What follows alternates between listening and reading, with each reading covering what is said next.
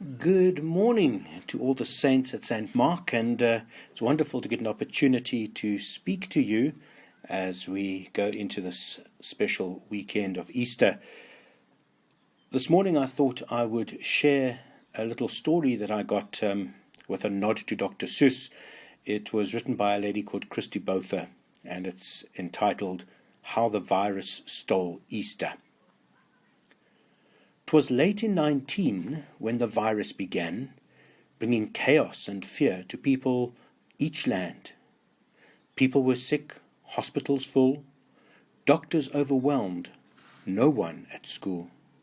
As winter gave way to the promise of spring, the virus raged on, touching peasant and king. People hid in their homes from the enemy unseen. They YouTubed and Zoomed, social distanced and cleaned. April approached and the churches were closed. There won't be an Easter, the world supposed. There won't be church services and egg hunts are out. No reason for new dresses when we can't go about. Holy Week started, as bleak as the rest.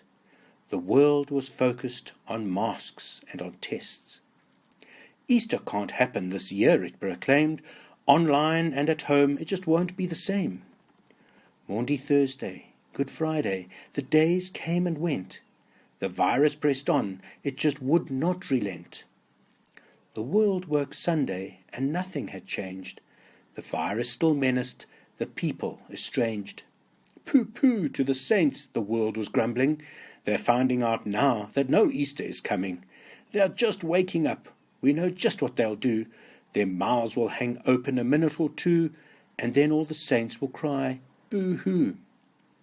That noise, said the world, will be coming to hear. It paused, and the world put its hand to its ear. And it did hear a sound coming through all the skies. It started low down, then it started to rise. But the sound wasn't depressed. Why, the sound was triumphant.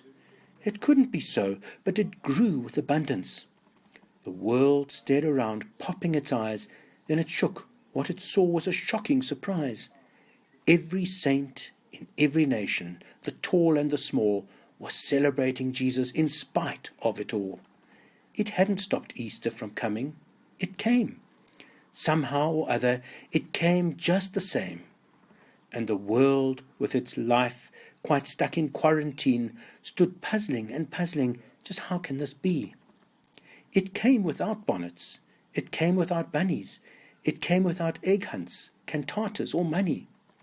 Then the world thought of something it hadn't before.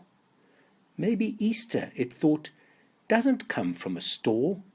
Maybe Easter, perhaps, means a little bit more. And what happened then? Well, the story's not done. What will you do? Will you share with that one or two or more people needing hope in this night?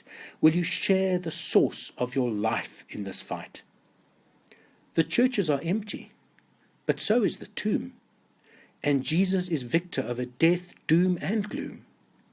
So this year at Easter, let this be our prayer. As the virus still rages all around, everywhere, may the world see hope when it looks at God's people. May the world see the church as not a building or steeple. May the world find faith in Jesus' death and resurrection. May the world find joy in a time of dejection. May 2020 be known as the year of survival, but not only that. Let it start a revival. Good people, I hope that you have a wonderfully happy Easter, filled with joy and hope, and trust in God. Amen.